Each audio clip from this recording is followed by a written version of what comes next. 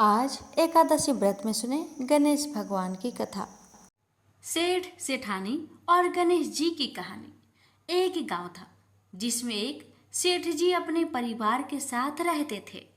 सेठ जी का गांव के पास के ही शहर में बड़ा व्यापार था।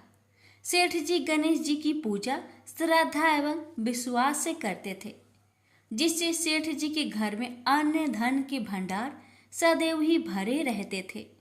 उनके जीवन में किसी भी प्रकार की कोई कमी नहीं थी। नित्य प्रतिदिन नियम अनुसार रोज वो नदी पर नहाने जाते और आकर गणेश जी का पूजन करते, उन्हें भोग लगाते और फिर स्वयं भोजन करते थे। यह बात सेठानी जी को अच्छी नहीं लगती थी। वो धार्मिक नहीं थी और ईश्वर में इतना विश्वास नहीं रखती थी। एक बार सेठानी जी ने सोचा कि यह इतना गणेश जी को मानते हैं, गणेश जी की पूजा करते हैं, इससे होता क्या है? आज तो देखती हूँ वो कैसे गणेश जी की पूजा करते हैं। अगले दिन जब सेठ जी नदी पर नहाने जाते हैं तो सेठानी जी गणेश जी की मूर्ति को उठाकर मूर्ति को कपड़े से ढककर बगीचे में जमीन में दबा देती है। जब सेठ जी नदी पर से नहाकर घर आते हैं और देखते हैं कि गणेश जी की मूर्ति तो मंदिर में नहीं है, तो वो सेठानी से पूछते हैं, गणेश जी की मूर्ति मंदिर में नहीं है, कहाँ गई? तो सेठानी जी बोलती है, मुझे नहीं मालूम, मूर्ति को घर में बहुत ढूंढाते हैं। उस दिन क्योंकि वो गणेश जी को भोग नहीं लगा पाए, इसके लिए सेठ जी ने अन्न जल का भी त्याग कर दिया और गणेश जी से प्रार्थना करने लगे, हे प्रभु, लगता है आप मुझसे रुष्ट हो गए हो और कहीं चले गए हो। आप अपनी कृपा दृष्टि मुझ पर बरसाइए। ये प्रभु, मुझे दर्शन दीजिए। सेठ जी ने मन ही मन सोचा कि आपसे जब तक आप मुझे मिल नहीं जाते, मुझे दर्शन नहीं दे देते, तब तक मैं अन्न जल का त्याग करता हूँ। उस दिन पूरा निकल गया। रात्रि में सेठ जी की भक्ति से प्रसन्न होकर गणेश जी भगवान ने सपने में गणेश जी भगवान एक छोटे से चूहे के साथ खेल रहे होते हैं और चूहे को खाने को लड्डू देते हैं। चूहा लड्डू लेकर बगीचे में जाता है और जमीन को खोदता है और लड्डू वहीं डाल देता है। अचानक सेठ जी की नींद खुल जाती है। सेठ जी बगीचे में जाते हैं और वहीं खोदते हैं जहां उन्होंने सपने में देखा था, और वहीं से उनको थोड़ी सी जमीन खोदने पर कपड़े में लिपटे हुए गणेश जी की मूर्ति मिलती है।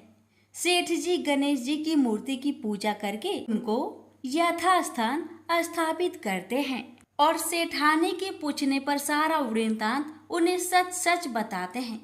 बात जानकर सेठानी जी को आश्चर्य होता है और सेठानी जी मन ही मन श्रद्धा एवं विश्वास से गणेश जी भगवान की भक्त बन जाती है और सेठ जी से कहती है कि मुझसे बड़ा भारी अपराध हो गया है।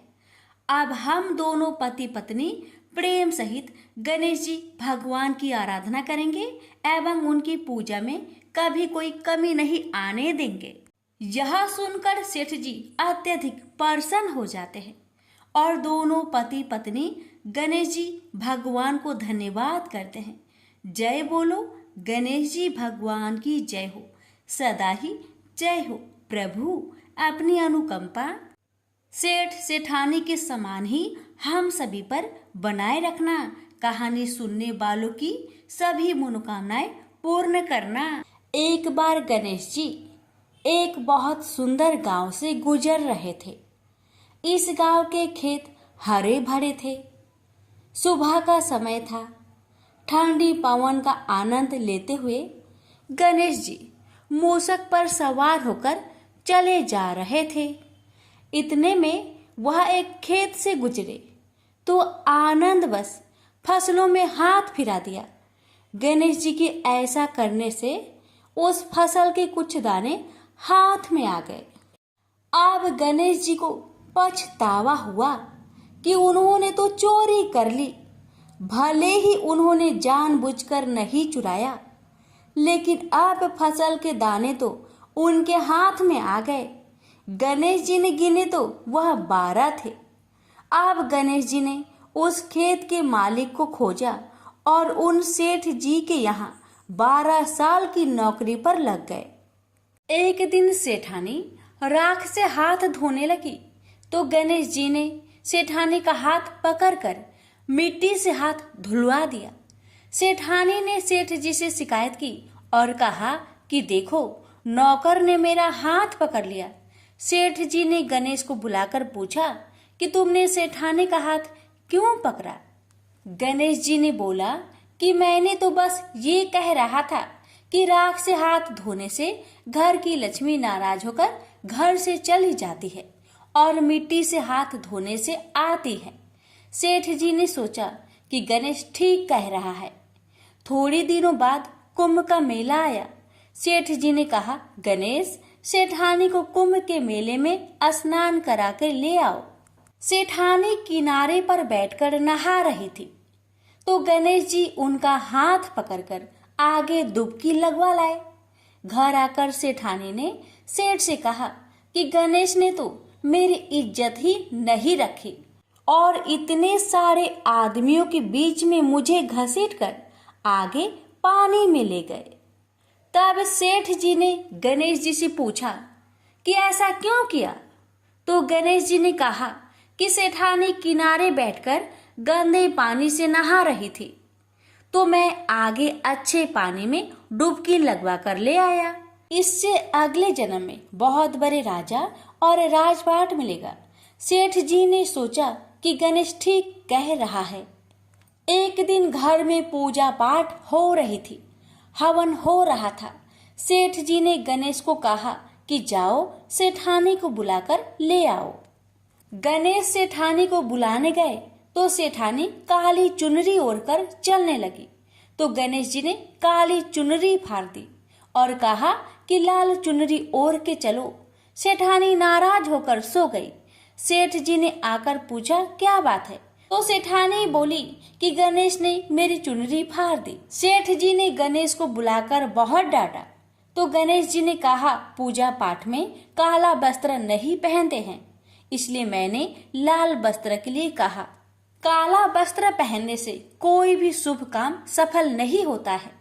फिर सेठ जी ने सोचा कि गणेश है तो समझदार। एक दिन सेठ जी पूजा करने लगे तो पंडित जी ने बोला कि वो गणेश जी की मूर्ति लाना भूल गए, अब क्या करें? तो गणेश जी ने बोला कि मेरे को ही मूर्ति बनाकर विराजमान कर लो, आपके सारे काम सफल हो जाएंगे। यह बात सुनकर सेठ जी को भी बहुत गुस्सा आया और वे बोले कि तुम तो अब तक सेठानी से ही मजाक करते थे, मेरे से भी करने लगे। तो गणेश जी ने कहा, मैं मजाक नहीं कर रहा हूँ, मैं सच बात कह रहा हूँ। इतने में ही गणेश जी ने गणेश जी का रूप धारण कर लिया और सेठ और सेठानी ने ही गणेश जी की पूजा की। पूजा खत्म होते ही गणेश जी अंतर ध्यान हो गए। सेठ सेठानी को बहुत धोखा हुआ और उन्होंने कहा कि हमारे पास तो गणेश जी रहते थे और हमने उनसे इतना काम करवाया। तो गणेश जी ने सपने में आकर सेठ जी को कहा कि आपके खेत में से मैंने 12 अनाज के दाने तोड़ लिए थे, उसी का दोष उतारने के लिए मैंने आपके यहाँ काम किया था। सेठ जी की करोड़ों की माया हो गई। हे गणेश जी महाराज, जैसा सेठानी को दिया वैसा सबको देना, कहते को सुनते को और सारे परिवार को दे देना। जय श्री गणेश जी। एक बार पथवारी माता पाल और विनायक जी में झगड़ा हो गया। सब आपस में स्वयं को बड़ा बताने लगे। इतने में एक ब्राह्मण का लड़का आया। पाल पथवारी गजानन जी ने उसे रोका और कहा, लड़के रुक जा और हमारा न्याय कर। लड़का बोला, मैं कल वापस आऊंगा तब न्याय करूंगा। घर आकर लड़के ने माँ से कहा, माँ, मुझे कल पाल पथवारी माता विनायक जी का न्याय चुकाना है। तो माँ ने कहा, बेटा सबको बड़ा बता देना। दूसरे दिन लड़का वहां गया और बोला, पाल माता आप बड़ी हो, क्योंकि हर व्यक्ति आता है और स्नान ध्यान करके शुद्ध होकर जाता है और आप सबकी रक्षा करती हैं।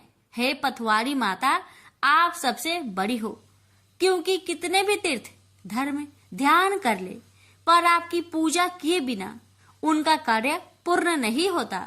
आप जीवित को भी तारती हैं और मरने के बाद भी उद्धार करती है। पथवारी माता पथ की धारिणी, इसलिए आप बड़ी हो। अब विनायक जी से लड़का बोला, सबसे पहले शुभ काम में आपको ही मनाया जाता है। आपको ध्याये बिना कोई काम सिद्ध नहीं होता, इसलिए आप बड़े हो। पाल माता, पथवारी माता, विनायक जी भगवान लड़के की चतुराई से प्रसन्न हो गए और बोले, लड़के तुमने तो हम सबको बड़ा कर दिया, उसको सुखी रहने का आशीर्वाद दिया और जौ के दाने उसके अंगोछे में डाल दिया। लड़का सोचने लगा, ये तो घाटे का सौदा रहा। सारा दिन खराब कर न्याय किया और इतने से जौ मिले। उदास मन से घर आकर अंगोछा एक कोने में डाल दिया। माँ ने अंगोछा उठाया तो उसमें से हीरे मोती बिखर गए। तो माँ बोली, बेटा न्याय करके क्या लाया है? लड़का बोला, माँ कोने में जो पड़ा है देख लो। वहाँ गई, देखा हीरे मोती का ढेर लगा है, हीरे मोती जगमगा रहे हैं। माँ अत्यधिक प्रसन्न हो गई। माँ ने बेटे को बुलाया और कहा, बेटा आज तो पाल माता, पथवारी माता, विनायक जी भगवान आज तो हम पर प्रसन्न हुए हैं। माँ बेटे बहुत प्रसन्न हुए। हे भगवान, जैसा पाल माता, पथवारी माता, विनायक जी भगवान ने लड़के को दिया, वैसे सबको देना। कहानी कहने सुनने हुक्कर भरने वालों को सुख समृद्धि धन्य धान्य देना। प्रेम से बोलिए, पाल पथवारी विनायक भगवान की जय।